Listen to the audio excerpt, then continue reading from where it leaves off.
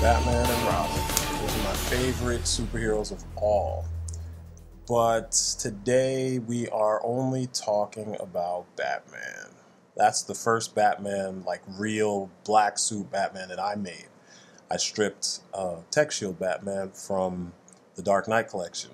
And this is actually the Dark Knight Returns stuff right here. The first figure I ever had of them was Tech Shield Batman. This guy, he was king badass of all my figures. This dude fought everything. The suit supposedly would protect him from like acid and stuff like that. Anyway, this backpack was the only accessory he came with, and it just opens out like so that he can fly.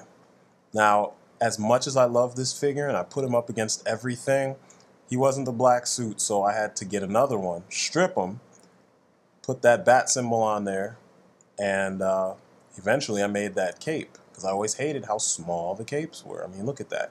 It's kind of lame when you watch the movie and you see how big the guy's cape is. You get a toy and the cape's not even close. So it took a long time, though, for me to get to this point, but I finally did that. As you can see, my craftsmanship wasn't perfect, but it worked.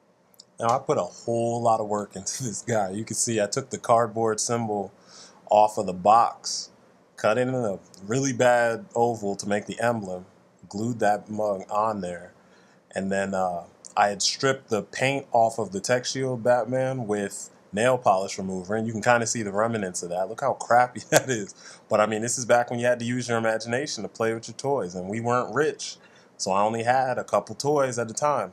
Now, all these figures were the only Batman figures I had for most of my childhood, actually. Well, the later part. Each suit had a different ability. The gray one was the waffled suit they called Laser Batman. It absorbed and reflected energy. The copper suit was the anti-gravity suit. Obviously the one with the rebreather is the underwater suit, and then Tech Shield, I already told you, it protected him from heat and acid, I think it was. And I was hardcore about it too. Whenever we'd play, Batman didn't fuck around. He was the one guy that was always prepared. And then finally time came and this figure came out. The animated series was my shit. I mean, for most people, it was everybody's shit, you know?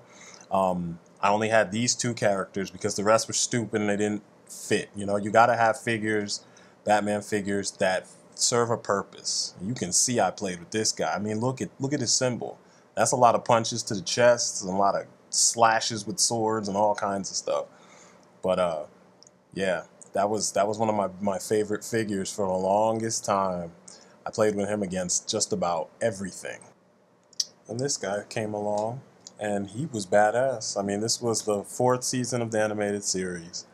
They retooled everything, even his personality. Bruce felt older and just more rough, and he was just pissed. I mean, he beat the shit out of almost everyone he fought, especially the episode when he fought Ricky Lagancha, the Hook. He beat the shit out of him and then stared at him until he just gave up. Dude just fell over and was knocked out. But you could see they went for the retro look, kind of like from the flashback in Robin's Reckoning. Everything was pointier. Everything was, you know, they worked off the angles well, and they changed things around a lot, especially like the spines. Everything that was no longer in this new version. And some people say that the designs kind of sucked. I thought Batman and Robin and his people were cool. Some of the villains, they suffered from the change in style, but overall I still loved the style. It was nice. And this figure was cool too. It was a quick change figure, probably the last Bruce Wayne I ever saw in a store. I always hated the quick change ability because they always look dumb when you do the quick change. And by dumb, I mean they don't look like something Batman would use. I mean, why can't they just make a Bruce Wayne figure that's wearing Bruce Wayne's clothes just like that doesn't do anything? I don't know, I'd buy it. But anyway, you can see they got the face off. It looks just like the animated series version.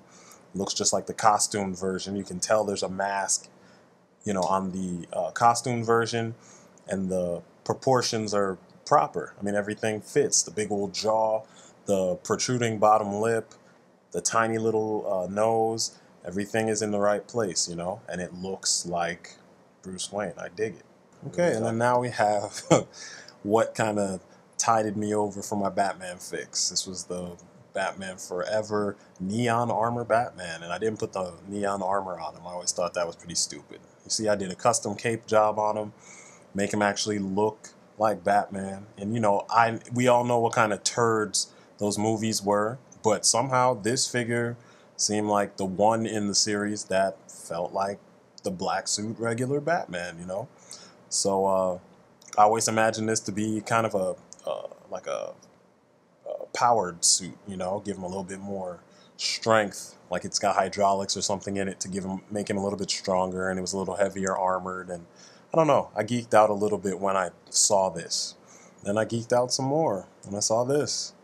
I just thought it looked cool because I always thought that the costume, minus the nipples, of course, the costumes in the movies always seemed to like make sense of things that didn't make sense in the comics. You know, I always assumed Batman would wear armor. But yeah, this is from Batman and Robin, that shiny ass turd. This was like some type of special edition something or other I saw at Toys R Us. But anyway, then these guys came out, and this got me real excited. Me and my brother, we were completely like oblivious to these, and then my mom and my sister got these for us for Christmas. We got the whole collection. I mean, look at that. It's funky, man. It's crazy. But at least for, you know, as far as old 90s style toys go, you know. So they had fractal armor. This is Total Justice Batman, the first version. I mean, look at the detail on that. That's crazy. It's almost like Witchblade armor.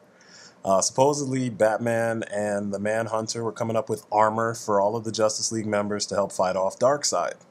Anyway, this was like the ridiculous god suit, because supposedly in I think the second wave, on the back of the box it says that the Manhunter and Batman came up with this suit, and neither of them knew all of its abilities. So I was like, hell yeah. I finally got a decent Darkseid. I'm like, okay, I'm gonna put them and come up with some good, crazy situations to put them in. But the details were really slick. It was that weird, almost nanotech armor on top of the black, you know, 1989 suit. But they did some strange things with the suit itself overall, the design overall. I never understood why he had a gun, because Batman doesn't really use guns, not traditional guns. I mean, that's a projectile, you just shoot at somebody, you know? Then the face, it's like the old school, almost Frank Miller-ish slash, what's his name? Adam West style Batman face. And I kind of was like, wow, that's different. But anyway, I retooled his cape because I hated when they started doing those ugly rubber capes or plastic capes that are so, you know, commonplace these days. That had to change.